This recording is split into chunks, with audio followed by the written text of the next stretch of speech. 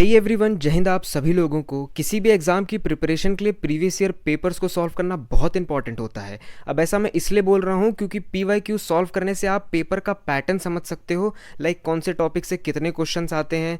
आप पेपर का difficulty level समझ सकते हो, दैट मीन्स आप एनालाइज कर सकते हो। फॉर एग्जाम्पल 2020 से इंडियन हिस्ट्री के जो क्वेश्चन हैं वो ज़्यादा आने लगे हैं। जोग्राफी का जो पोर्शन है उसमें इंडियन जोग्राफी से जो क्वेश्चन हैं 2020 के बाद से वो थोड़े से ट्रिकी या कह सकते हैं टफ आने लग गए हैं। सो आपको इस एनालिसिस के अकॉर्डिंग इंडियन हिस्ट्री और इंडियन ज्योग्राफी पे ज़्यादा फोकस करना है। सो आप इस तरीके से पीवाईक्यू सॉल्व करके समझ सकते हो पेपर का पैटर्न और पेपर का स्ट्रक्चर। अब बात करते हैं कि आप कैसे वेल ऑर्गेनाइज तरीके से पीवाईक्यू सॉल्व कर सकते हो। देखो, सबसे पहले आपको अपना कॉन्सेप्ट वाला पोर्शन अच्छे से करना है। वो आप कहीं से भी कर सकते हो, like from YouTube videos, from your own notes या फिर किसी दूसरे के नोट से।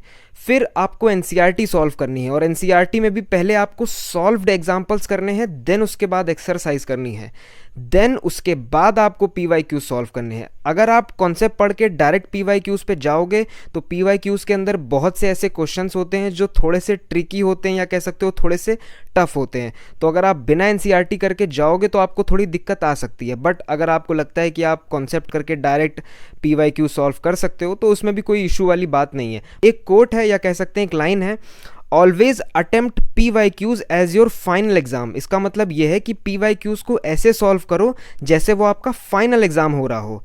आप एक और काम कर सकते हो, आप ओएमआर शीट्स परचेज कर सकते हो और पीवाईक्यूज उसके साथ लगा सकते हो। लाइक फॉर एग्जांपल आपने 2.5 आवर्स का टाइमर सेट किया, आपने अनसॉल्व्ड पीवाईक्यूज साथ में रखे, आपने उनको सॉल्व किया और जो भी ऑप्शंस हुए उनको ओएमआर शीट में आपने फिल कर दिया। इससे क्या होगा, इससे आपका कॉन्फिडेंस बूस्ट होगा, आपको टाइम मैनेजमेंट के बारे में सीखने को मिलेगा। लाइक फॉर एग्जाम्पल आपने सोचा कि आपका अलजेब्रा पोर्शन बहुत स्ट्रांग है, या फिर आप कह सकते हो आपका स्टैटिस्टिक्स और प्रोबेबिलिटी वाला पोर्शन आपका स्ट्रांग है। आपने उसको पहले अटेम्प्ट किया, आपने देखा कि मैंने इतने मिनट के अंदर ये वाला पोर्शन कंप्लीट कर लिया, ठीक है, तो आप यहाँ से टाइम मैनेजमेंट सीख सकते हो।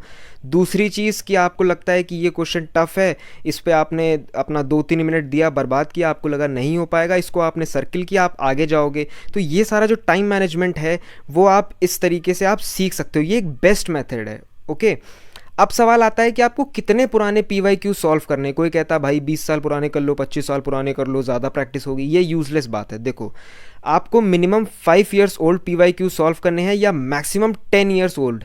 क्यों मैं ऐसा बोल रहा हूँ, क्योंकि आप ज़्यादा पुराने पीवाईक्यूज देखोगे 2005, 6, 7, 8 वाले, तो उनको करना यूजलेस है, क्योंकि उस टाइम का जो पेपर पैटर्न था या पेपर स्ट्रक्चर था वो आज के टाइम पे अगर आप देखोगे या आने वाले आज से 10 साल पहले का देखोगे तो वो टोटली डिफरेंट होगा। तो उनको सॉल्व करना वो टोटली यूजलेस है। ठीक है, अब लोग सवाल कहते हैं कि भाई हम और ज़्यादा सॉल्व कर लेंगे और ज़्यादा प्रैक्टिस हो जाएगी। देखो, आप ऑलरेडी यार एनसीईआरटी सॉल्व करोगे, ठीक है, उसके बाद आप पीवाईक्यू सॉल्व करोगे 10 साल के या 5 साल के, उसमें ऑलरेडी इतने सारे क्वेश्चंस होंगे, ठीक है। उसके बाद फिर आपको मॉक पेपर भी तो सॉल्व करना ही होगा। मॉक पेपर करना तो भाई कंपलसरी होता है। मॉक पेपर के बारे में भी एक वीडियो आएगी मेरी, बट अभी इस पर देखते हैं, ठीक है।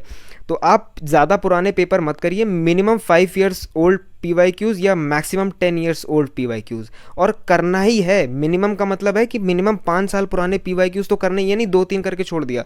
मिनिमम 5 साल पुराने, मतलब अभी से 5 साल पहले के जितने भी हैं आपको सॉल्व करने हैं, ठीक है। मिलते हैं आप सभी लोगों से अगली किसी वीडियो में, तब तक के लिए जय हिंद।